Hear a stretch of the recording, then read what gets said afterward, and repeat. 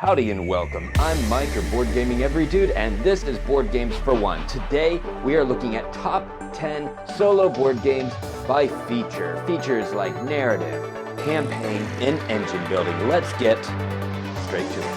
All right. Enough nonsense there. Let's get straight to it. So, the different types of features, I'm just going to run by them real quick. We're going to be looking at variable player powers, so that's asymmetric.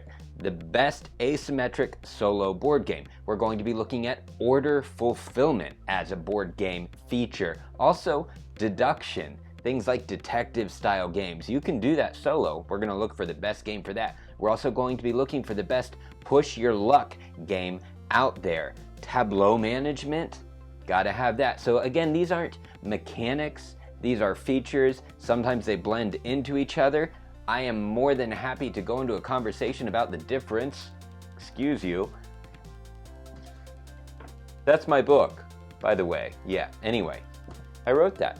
But anyway, yes, if you want to talk in the comments about the difference between features and mechanics, I'm totally cool with that. I actually am basing this off of an article on the Board Game Nexus. So I'm going to put a link to the Board Game Nexus in the description below. You can check out that article, but I love talking about it. Leave your comments below, please. We're also going to be looking at the best storytelling solo game, the best campaign solo game, the best real-time solo game, the best engine building solo game, and the best mission objective. I made that one up all by myself. Mission objective solo board game. Let's go to variable player bebe pa. Say it fast. Let me try it without the glasses. Variable player powers asymmetric. What's the game?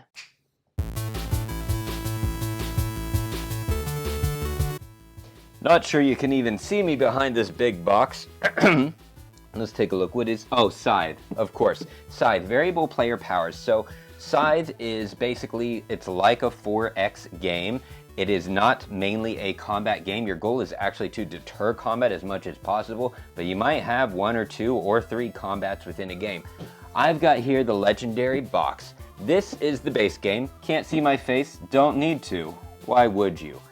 Anyway, this is the base game. This runs, I'm running off the top of my head here. What was this, $60? You let me know in the comments below. Just for the base game, comes with 5 asymmetric boards and an excellent Automa solo mode. Stonemaier Games does excellent solo modes with their Automa. It's a lot to learn. I don't recommend this for beginners, but if you've got a few games under your belt, by all means, try this out. So yeah, you can play as like Rosviet, or I know it's not Crimea, but it's one of those similar to that. Comes with 5 completely different nations that you get to play as in an alternate post-World War I world, I believe. So basically, it's if there were mechs in World War I and what the world would look like after if in the middle of Europe there was this factory with a science guy named Tesla who was pumping out some secret kind of mech thing for the next nation to take over. And it comes complete with some pretty cool looking miniatures as well. I'll open this. So this is a bonus box if you own all the expansions that I have everything inside. Some extras you can buy are modular boards so that you have a different game board every time. You can see you move around on these hexes and you are doing a lot of things like farming and building villages and gaining supplies in order to build up these mechs that can do different things, carry you around, and go into combat if needed. You win by getting the most points. All these directions, blah, blah, blah, modular board stuff. But anyway, this is the extra large board, I believe. I'm not going to open it up all the way. That's an extra that you can buy. And then there is the normal board. Oh no, this is the extra large board. That was the normal board and extra large board edition. So there's lots of extra stuff you can buy, but the base game is enough. This giant box is how I sort it. I'll let you peek inside there without taking it all out. It's really beautiful. I actually have everything you need for all the expansions in this one legendary box. And while I put that away, you can see some of the expansions. Here we've got the Invaders from Afar that introduces 2 new asymmetric boards or kingdoms, you know, that you can play as. So some specialize in technology, some specialize more in warfare, others maybe in agriculture. Everyone has a different specialty. And when you're playing solo, the solo opponent also can have their own asymmetric board, their own specialty. So Invaders from Afar introduces two pretty cool nations, like a Japanese-based one, and I forget the other. Oh, it's like Scottish. It's like Saxon or something like that. Pretty cool. Get that out of the way. So that's Invaders from Afar. There's no way. You just can't see me. There's no way around this. The Wind Gambit is probably the one I use the least. This expansion introduces airships. And that's great. It's super cool. But when you're playing solo, managing the solo opponent, it adds one more thing to watch. And even though they look super cool, these airships, I play with them with some hesitancy because it's different. Here's why I got Scythe. It comes with the campaign mode. So yes, the asymmetric, I think, is what makes this game. But Scythe, The Rise of Fenris, for me, is what made this a beautiful solo game because it comes with a campaign. And I won't spoil any of it because you have to start the story that goes along with Tesla and some other stuff in order to find some really cool new secret things, maybe even some new factions. We'll see. But yeah, so there you go. Number one solo game, in my opinion, for asymmetric powers. Let's go to our next game. Are you ready? 3, 2, 1. Order Fulfillment. Honey Buzz. This is such a beautiful game. It just hit Kickstarter again recently. If you have questions about what Kickstarter or GameFound crowdfunding for board games is, please put it in the comments below. And also, if this is helpful and you enjoy this, please do give me a like, leave a comment so that other people can find this channel and in turn find other great channels and other great board game resources that we feature here. I really appreciate it a lot. Okay, so Honey Buzz, anyway, recently got a second Kickstarter for an expansion called Fall Flavors. Hasn't been delivered yet. I did not back it, but I'm looking forward to it going to retail, hopefully, and getting it if it goes to retail or if my local board game store backed it. But anyway, order fulfillment, why? Because you are trying to fill orders for lovely little woods animals. So say Mr. Bear there is wanting 2 pots of honey. So you build a honeycomb, you put your bees in these worker placement stuff to try to grow the honey. Well, you go and collect pollen in the field, bring the pollen back, create a honeycomb, grow that honey, and then sell that honey to fulfill different orders. Fulfilling orders is only one way to gain points, and the winner of this game is the one that gains the most points, but it's got a nice, super simple AI. Basically, you flip over a card and a little brown beeple, a bee meeple, does one of 2 things. But lovely linen wingspan style instruction booklet. You can see it's not too complicated there. And we've just got lovely little parts here, little honeycomb parts, little beeples, and I love the actual honey that you grow is like this plastic that makes me want to bounce it around everywhere. So there's 4 different types of honey you can grow to fulfill orders. Go back in the bag, would I say. All right, little honeycombs to create. You create your own honeycomb. It's like this puzzle thing. And anyway, yay, stuff, yay. And I love these player boards. Beautiful little player boards. Don't have any special powers, but they do look different for each color you do, and little cheat sheets. But these are the orders that you fill, since that's the focus. Large orders, so we would need like 2 rosemary and acacia honey in order to fulfill this order and get 11 points if we fulfill it. So you got to figure out a way to scout out the honey or the pollen in the field and then create the honeycomb so that it grows so you can fill the order. This is a surprisingly meaty little game. It'll burn your brain. And we've got the honeycomb there that holds different tiles that you can pick from, but you actually build your own honeycomb from putting these hexes together in whatever shape you want, and the shape you make determines how they grow. Oh my goodness, there's a lot to it. And a market. So the honey stay, everything is so disobedient.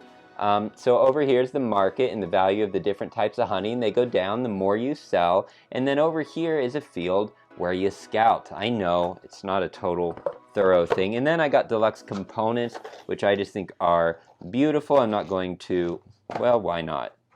Can I opened it without destroying it. That's awesome. So it makes the pollen, these cute little sacks of pollen.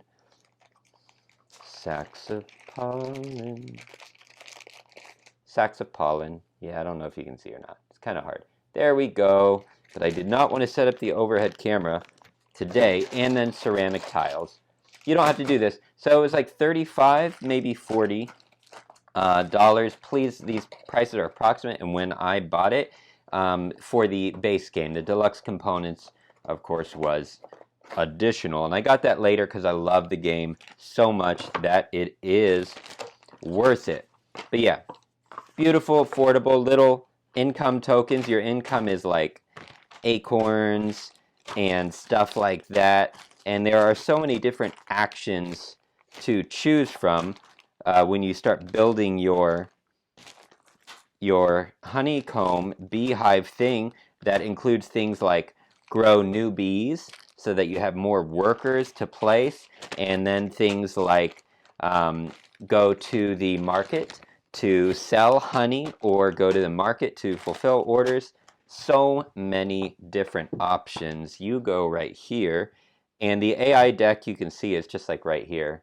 It's super simple. You flip over one card, it tells you to do one of two things. And basically the AI opponent, all they're doing is getting in your way. They are not scoring points. So it is a beat your own score, and that's good to know. But it's challenging enough that for this game, I am cool with it. Are you ready for our next solo game? What is the next topic? Hold up. We are going to deduction.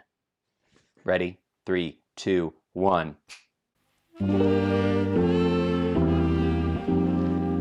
All right. Deduction, but this one is so cool. We gotta cool it down in here. Little Pulp Detective style, because this is clearly Pulp Detective. I don't care. Anyway, Detective City of Angels. If you're looking for a detective solving game, there are some great options, and I'm going to be putting up a 5 solo board games for detectives pretty soon here. But, well, we've got these smooth babies here. Let's take a look at them. So Detective City of Angels takes place in 1940s LA. It is a work of art. The artist it's like a passion project. Same with the designer, Evan Derrick. I know this isn't his biggest seller. Final Girl that he helped with definitely outsold it, but this game still did well. But this game is $90 for 9. The base game right here comes with 9 cases. However, I know $90 sounds like a lot, and it is. But normally if you buy something like Detective or an escape room that's like a one-time thing, you're looking at $12 to $15 for one. Well, this gives you 9. However, if you play each case solo, that's one playthrough. You can play through again multiplayer, and this game has a cool feature where when you play solo, you're the detective and you're just trying to solve this mystery, and it's fantastic. It is fantastic. The storytelling, dialogue, the actual following your hunch is so well done. If you follow your gut, you just might solve the case. If you don't follow your gut or don't have a good one, you probably won't. I mean, I'm telling you, a detective had to be involved in the design of these mysteries. But anyway, you beat it solo. Well, then there's this thing called the chisel. So you can play it again multiplayer after you've solved the case, and your friends can play as the detectives. You can play as the chisel, which is basically the game master. And you can make the game as hard or funny or miserable or just straight up fun as you want, playing as the chisel. It's a completely different set of mechanics. So you can play through all 9 of them again with friends after you've done it solo. I loved it. $90 for me, it's worth it. There are expansions. Bullets Over Hollywood wasn't my favorite expansion. This is my least favorite of them, but that's only because the solo mode let me down in the 4th investigation. I feel like they kind of dropped the ball, and I don't want to spoil it because there are surprises in every one of these cases. One of them goes straight up Hitchcock. I mean, I was so into it. All right, This one, though, Smoke and Mirrors, was cool. And something I want to say that I really like about this series is it's just straight up murder mystery or a disappearance, kidnapping. There's nothing supernatural going on. And I like that because it's kind of hard to find, actually, just like a straight up crime thing. I really like it. I really appreciate it. To me, this blows away all other deduction solo games. What's our next category? Tell me, Bob. Push your luck. All right. Let's bring things back to normal. Get rid of the cool. And push your luck. Ready? 3, 2, hold on. Hold on to something. This one might be kind of shaky. 3, 2, 1. Push your luck. Hostage, hey, that's me. Hold on. Hostage negotiator. Gotta match the box. All right. Hostage negotiator. This is the base game right here. These are expansions. Base game is about $35. It comes with 3 different criminals, and you are the hostage negotiator trying to save the hostages by rolling dice. Now, you might think this is just a pure luck game. However, that is not the case. If you were to say that, you are wrong, my friend. Wrong. These are all expansions. I just put them all in the box because I can. However, it is more than just rolling dice, and I just can't see a darn thing. So, thank you, Tom. All right. So, you've got your dice here. However, this game comes with cards. So you are also building a hand of cards. You've got hostages, and you've got like a threat meter, and the higher the threat, the more likely hostages are to die, and they do actually die or get kidnapped because every criminal has a different story. Like one of the dudes, he just wants to get health insurance coverage for his kid because his kid is dying and he can't get coverage. He just needs the money. And then you have other ones where it's straight up just a very selfish, psychotic criminal. And in every case, you got to talk down the criminal in different ways. And the way you talk them down is you have these conversation cards, which I've probably put in here somewhere. These are all the different criminals. Here they are. All right. So you have different cards that are conversation cards right here. Like this right here, it tells me, you need to trust me. So instead of just relying on, okay, I want to see if I get him to trust me, I'm going to roll the dice, right? Well, then you're just at the mercy of luck. The thing with this game is you can actually just discard cards to the side in order to lose the ability on the card, but increase your chance of success. So if you're willing to make sacrifices, sometimes big sacrifices at the right time, you can mitigate the luck. So this should possibly be luck mitigation instead of push your luck. Actually, I probably labeled that wrong. Let's fix it. It's luck mitigation because I want this game to be framed properly for what it is. And the designer dude is a super cool dude. Works with Evan Derrick. This is Van Ryder Games. I know your name, man. I know your name. I see it all the time. It's AJ, but I forget your last name. Anyway, pretty cool if you go on their Discord. But yeah, Hostage Negotiator. And then it comes with a lot of little expansion packs, which are just a deck of cards. And they are about $10 each for each expansion that features a new criminal, new conversation cards. Really changes the game up. And one you're going off against a couple of twins, and another one you're going off some cult actually of 10 different people that actually aren't killing anyone else. They're holding their own lives hostage. So it gets a little messed up. One, you're going against a hacker that's shutting the city down. Really quite thrilling. There's another expansion where it's called Crime Wave, which I do not have yet, so I can't speak on it. But that adds a whole lot more.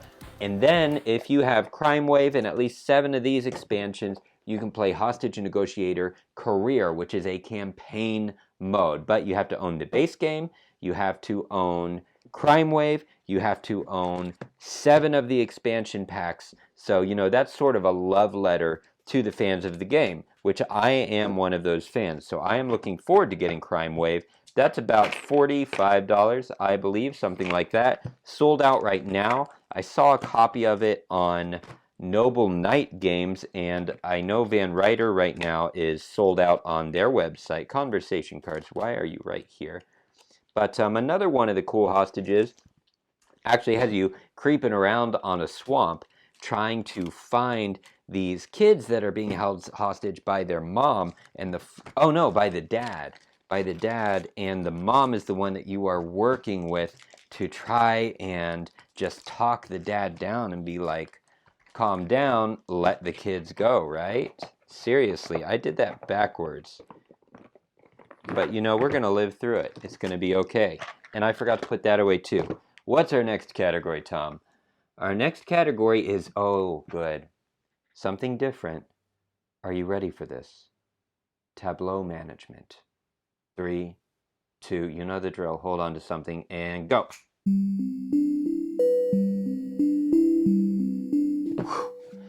All right, Tableau management. And Tableau, as far as I understand it, by all means, correct me. And again, if this is helpful and useful, or you just enjoy my nonsense, please do give me a like so that more people can find the videos and I can keep bringing good content, hopefully improved in the future. But Tableau is like a combination of laying out tiles in front of you that you've collected, collecting a hand of cards. It's just building a player area of things that you have collected and managed. And in Obsession, this 19th century game where it's Pride, Intrigue, and Prejudice in Victorian England, you are taking over a beautiful estate like Pemberley or something with Mr. Darcy.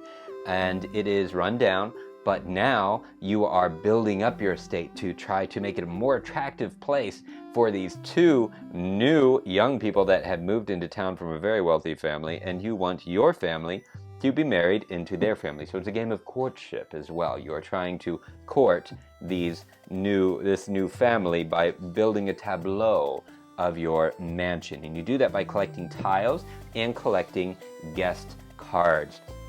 This game is not I would put it at medium difficulty, but the theme is so strong. The theme is so strong that the flow of the game makes sense.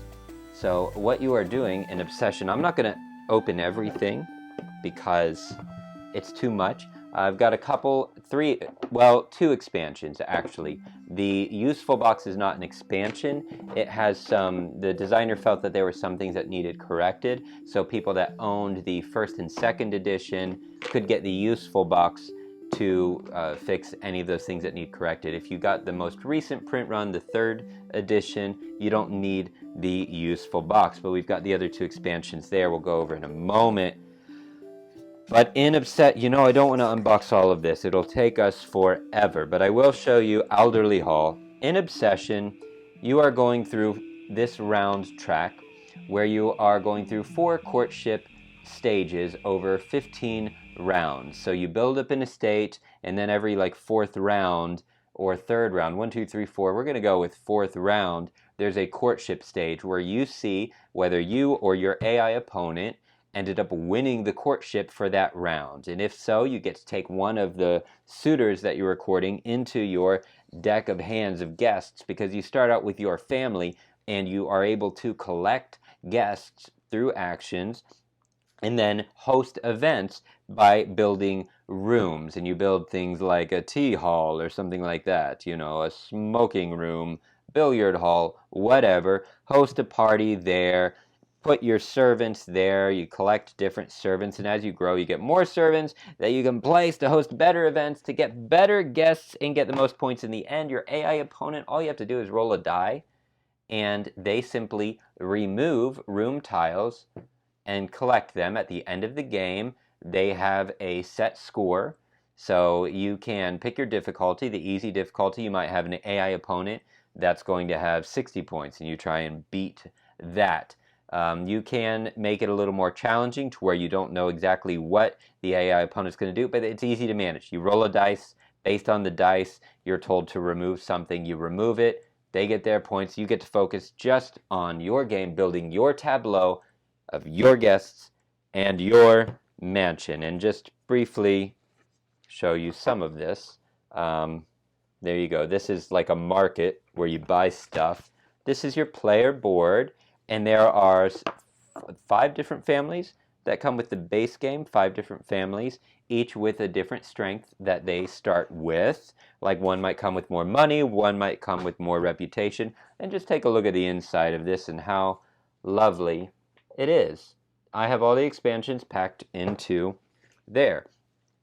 If you want to play multiplayer with 6 players, you can get the Wessex expansion, or if you just want to play solo as the Wessex family and their own special ability, they come with the largest estate to start with, you can get the Wessex expansion. It's not necessary, I will say that. It is not necessary, but if you're a fan of the game, whatever, why not? I would say Upstairs Downstairs is necessary. I never play without it. It introduces new servants, thus it's called Upstairs Downstairs. You know, the wealthy family upstairs, servants downstairs. It introduces the cook and the handyman, whatever, the hall boy, the hall man, something like that. The head maid, I'm forgetting the names, I remember their colors, but they have amazing abilities that the game plays fine without them, but it's enriched so much by those basic servants. This is a necessity. If you get Obsession, get Upstairs Downstairs. That's it. You can get it from Kayenta Games, from their website. You're not going to find it at a local board game store at this point. But the more people that get it, maybe the more chance of that. What is wrong with me not putting the board in there? There is another side to the board as well, where you can do a different way to play the game. There are so many variants actually to play this game. There are so many variants included in the instructions that you can also do an estate race where instead of worrying about courtship, it is not a defined number of rounds in order to build a certain type of estate. But come on, let's go to our next topic, really. Come on, John. What are we going? Oh, storytelling. The best storytelling game. Are you ready for this? 3, 2, 1.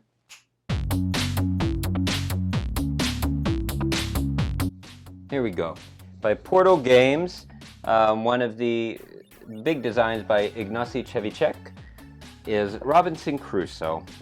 And this is a survival game. You are Robinson Crusoe. You're on an island. You're explorers that crash land onto this island. Gotta make sure my mic's on, just so you know. You're explorers going around on this island, and the reason it's a story is you are exploring this island and events happen, like storms come, hurricanes come, or maybe it's snowing, wild animals invade, or you run into native tribes and different things happen from there. Different things happen to your characters. You can create quite the story through playing the game. So I'm not talking about a campaign mode where it tells you the story, though it's mission based, okay?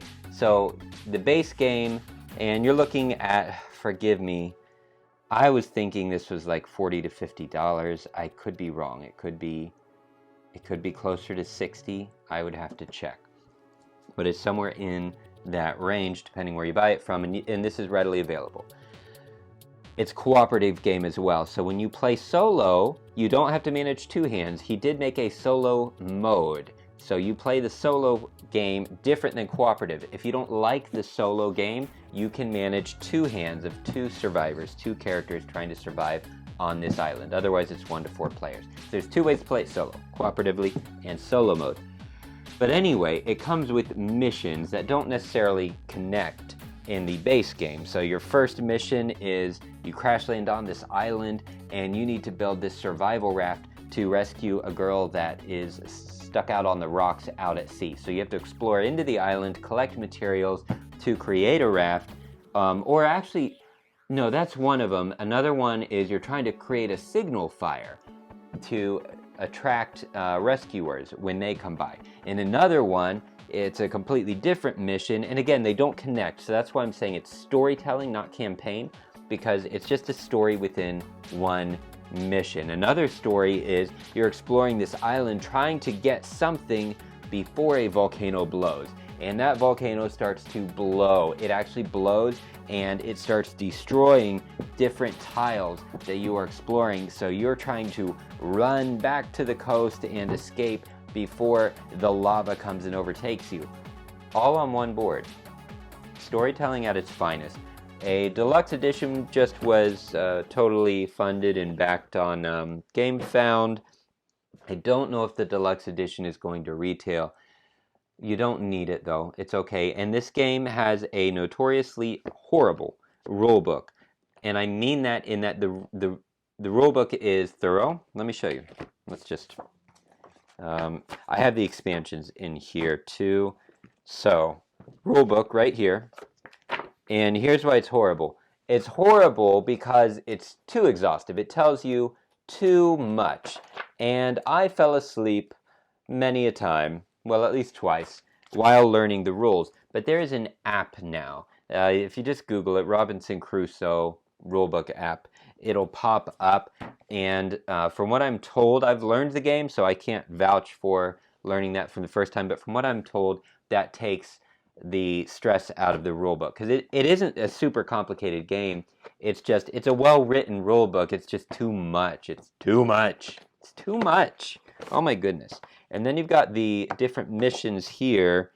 Yeah, I've got too many expansions in here, so I'm not going to show you. But anyway, you've got a board. I will open the board.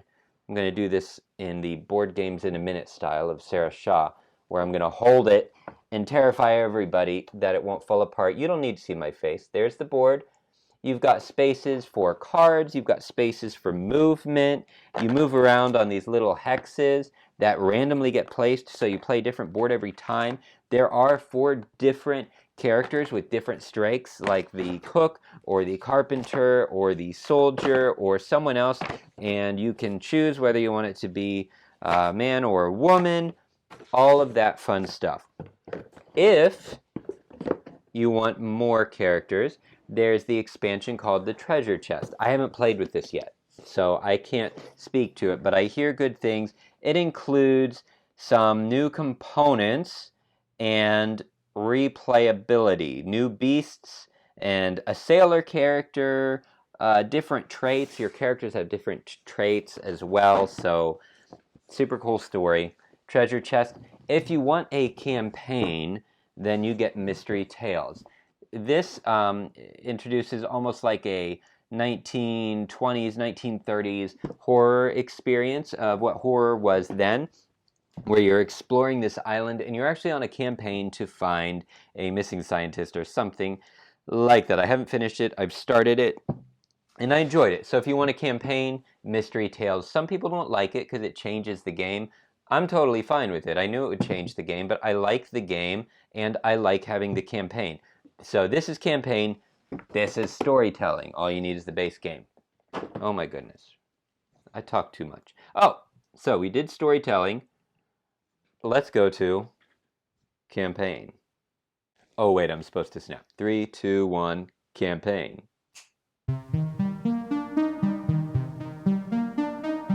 All right. Campaign, Lord of the Rings Journeys in Middle-earth. And this is different from storytelling. Storytelling is you craft your own story based on completing missions.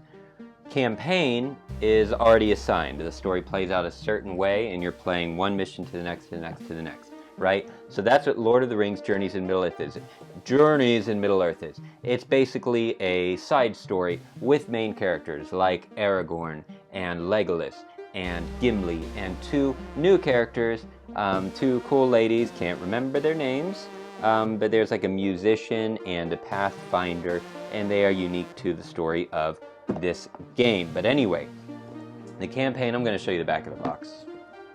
There's the back of the box, because I have it set up on my table right now, and I didn't want to pack it all up, so I can't show you everything that was in there. But it is a modular board. Yeah, there's nothing to see. Nothing to see. It's a modular board that what you do is you start a mission. And you get your phone, because it's app-based, or your tablet. And you have to download the Lord of the Rings Journeys in Middle-earth app. And it's got fantastic music. You go in the app and you pick your characters that are playing. It is a cooperative game, so to play solo, you have to manage 2 characters. However, so far I'm finding it manageable. I'm not overwhelmed by managing 2 different characters.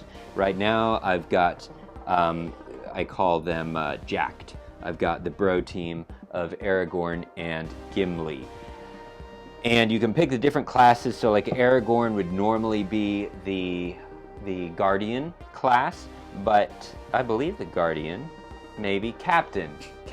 He's normally the Captain class, and that is his main role, but I'm also building him up as a musician so that he can do some healing as well. I've got Gimli, who is normally the Guardian, but he is also building up the Pathfinder as a backup role because I need a little more agility and movement through the map. But anyway, you go in the app, it tells you, you tell the characters, and it tells you a story, and it's read.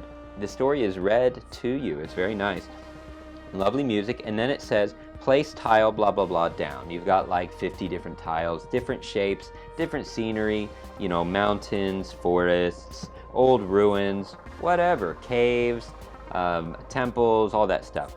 You lay it out for that mission, the app tells you, and then you explore. You explore and you meet objectives as the app tells you to, but you are playing a board game. You really are. The app just assists you in guidance. I appreciate it. It's the most beautiful app integration that I have personally played.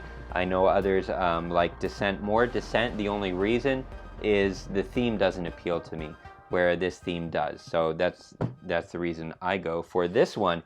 And this is the base game. It's about $90, just to know. But I'm many hours in. I don't know. I've heard you can be 20 hours in and still not be done with the campaign. And there's enough of the different heroes and classes I'm going to want to replay.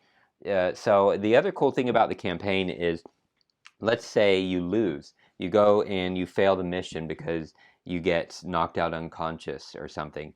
You don't actually get to replay that mission. The story continues. You just have less benefits maybe, but the campaign just keeps on going. So you kind of want to replay again to explore more and find other items, try different class builds, combinations. Anyway, there are plenty of expansions. The only one that I got is a figure pack that adds some boss figurines and some new titles and things like that. There are no dice in this game. It's all card management, and when you get into a battle, it's by flipping cards to see whether you have a success or a failure. Enemies counterattack. The app helps you manage all of it. It's a beautiful campaign. So what's next? What's next, Angelina? Lux Eterna. Whoa, oh, I spoiled it. Oh my goodness. Well then, okay, so we know the game. The game is Lux Eterna. But what's the category? 3, 2, 1. This is the top game for real time. Now for solo, there aren't a lot of options, I'm going to be honest. I have something called Pendulum, which you'll see in another video, but I haven't played it yet. So I can't do that. So this is only what I've played. Lux Eterna is a real-time game. You set a timer for 10 minutes, and it's just a card game. It's super fast setup. You can see right here, this is all. This is all. It's just dice, and then you've got a dashboard because you're on a spaceship that is hurtling toward a void, and you are trying to repair your spaceship or space station, whatever it is, before it gets sucked into the void, and you only have 10 minutes, and you feel the stress. So you've got like 6 cards laid out here to create your dashboard of different systems like communications, engines, so on and so on. And then you have 10 minutes to flip through one full deck and take different actions. And you've got like a console here and different things that you can do. These will all be flipped face up. And basically what you're deciding is, what are you going to do? Are you going to initiate engines to go away from the black hole? Well, that has a consequence that might break another system.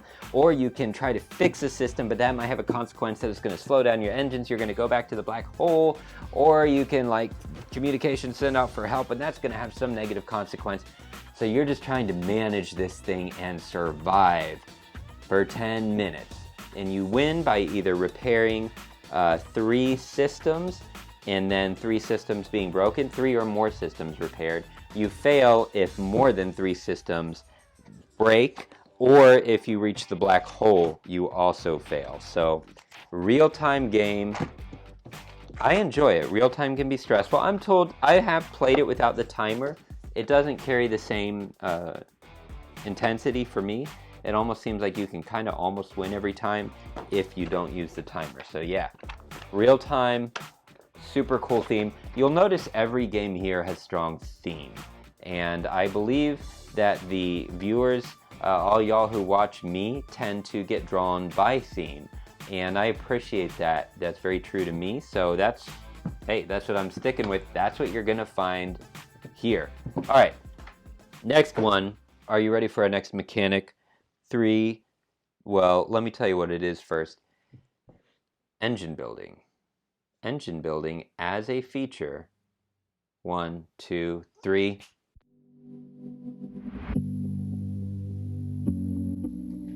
Wingspan. Wingspan available at your local game store, available at Target, available online, available everywhere there's humanity, basically. An engine builder is usually a combination of hand management and collecting resources. So when you're building up an engine, you are creating a system so that when you make a play, it turns your engine on and it generates resources that lets you take another action, that generates resources that has this chain reaction, so you take another action. Wingspan does it beautifully. This is by Elizabeth Hargrave. Most people know this. The game is probably about $60, $50, $60 if you buy it new. It comes with a couple expansions, but you're fine to just get the base game like Honey Buzz. It's got that great linen type book. I just love the instruction booklet. It's Stonemaier Games, which means it has its own very special solo mode made by the Atoma Factory. It comes with its own instruction booklet there. Again, I've got expansions. I try to combine all things in a box, but it's got a cool little bird feeder dice roller. I'm not going to put it together. Some people, it gets on the nerves. I love it. I think it's beautiful. I think it's cool. But I do want to show you the board, the beauty of the board. It's got beautiful components, little wooden dice. The components are, even the cubes are just so nice. The little wooden cubes and little birdie eggs that get laid. I don't want to take it apart because I don't want to put it all back in. Food, but you need to see, there's no way around it. This is the player board. Every player has their own board, and you are finding birds and placing them in your habitat. And then those birds come with special abilities. They do stuff. And then they can lay eggs so you can get more birds. At the end of the game, eggs are worth points, birds are worth points. Food that you collect isn't so much worth points unless it's on a bird. Some of the birds kill the other birds. If you got a predator, thunder, hello. Good morning. Okay, anyway, there's the board. That's what you do. As far as the engine gets built as you place birds in the habitat. Then each time you place a bird or take some action, it starts this chain reaction where all the birds in your habitat. So say you put birds in the river, then when you place a new bird there, then you get to have a chain reaction where every bird in the water gets to use their ability, which does all kinds of stuff, which then does more stuff. And you've got an amazing engine going. I love it. The European, these are all North American birds in Wingspan. If you want European birds, you can get the European expansion, and it introduces predators and such, and some new Atoma cards, some cool little things like new eggs. Now Oceania introduces birds from like Oceania, like the kiwi and things like that. This really changes the game up with Nectar. It's not a necessary change, but I like it actually. If you're a fan, it adds a new challenge level. It changes the game in a good way. It is not necessary, but if you're a fan, I love it. I always play with the European expansion. I like having the predator birds in there. All right, are we ready for our last one? Mission objective feature. What's the best solo board game for mission objective? 3, 2, 1.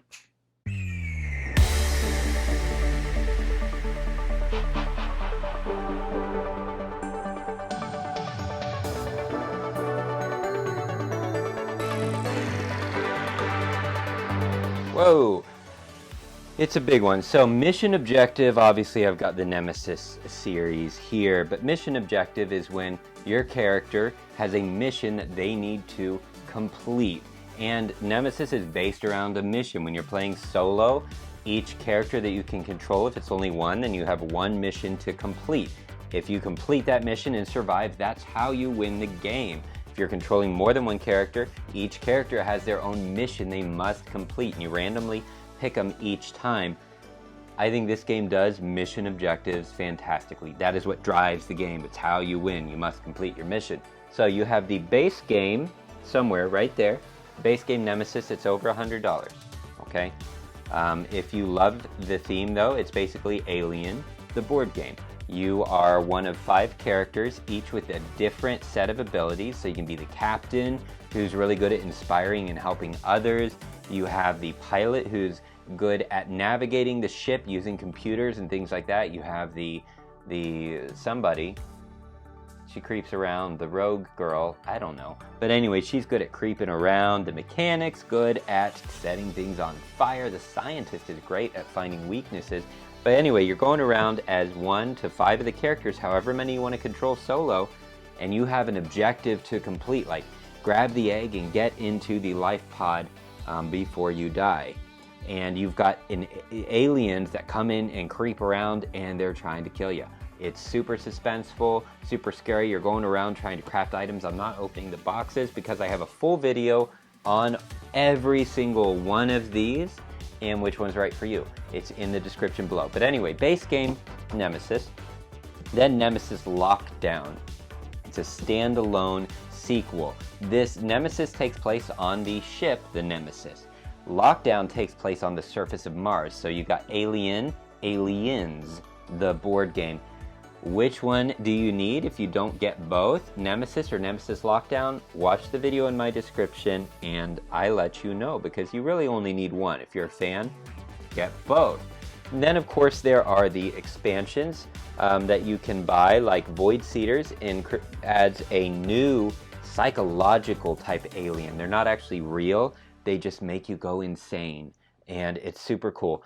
These are stretch goals that come with Lockdown. They include a new alien. It's actually a fungus that spreads and kills you. It's very sad.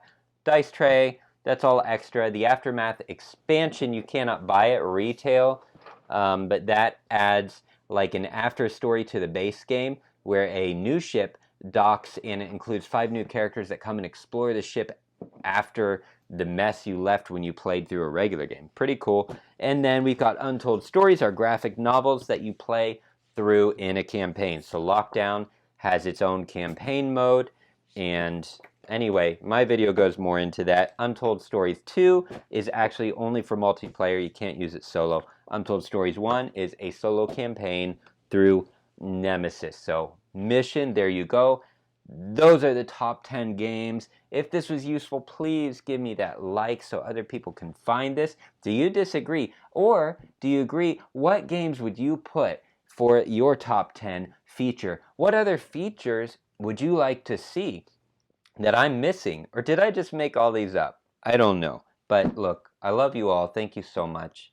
I'm going to see you next time. In the meantime, check out this video for everything Nemesis.